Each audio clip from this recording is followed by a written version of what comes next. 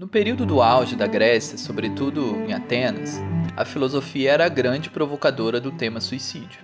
Ainda não havia influência religiosa do cristianismo, por isso o debate era em geral secular.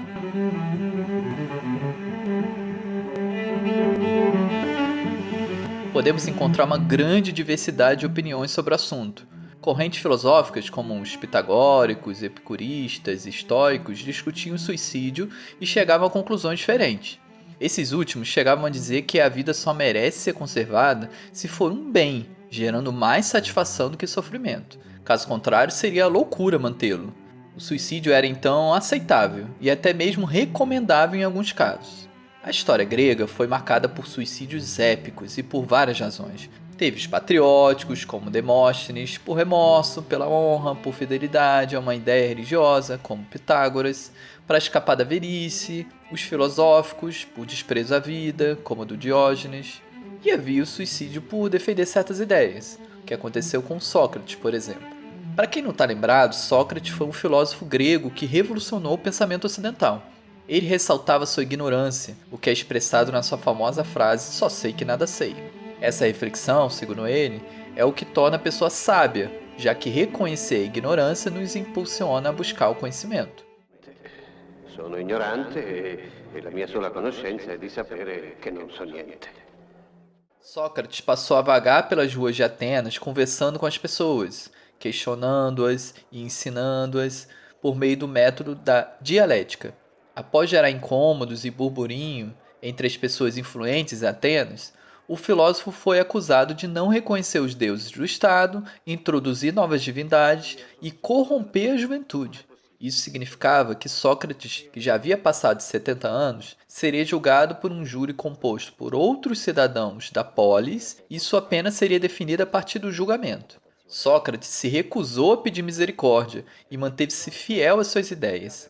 Ele também não aceitou a opção de ser exilado após pagar uma multa, pois sua consciência consideraria esse ato uma espécie de aceitação da culpa, que ele julgava não carregar. Ficou definido então que sua pena seria a morte.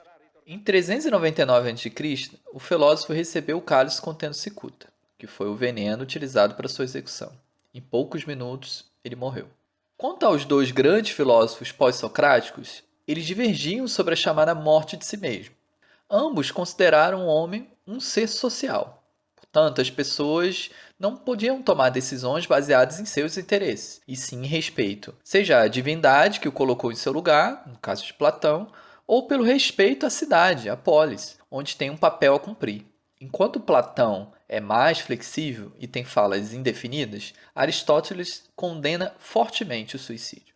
Apesar de todo o debate intelectual, as cidades gregas mais famosas, como Atenas, Esparta e Tebas, puniam o suicídio, o que nos revela que a tentativa de reprimi-lo não foi inaugurada pelo cristianismo, embora a motivação para isso fosse cívica, no caso dos gregos, e não religioso, como predominou na Idade Média. No entanto, o sentimento geral é de tolerância em relação ao tema. Já os romanos sempre foram mais pragmáticos. Havia uma simplificação maior e os relatos deixados dizem respeito muito mais a casos reais do que teóricos.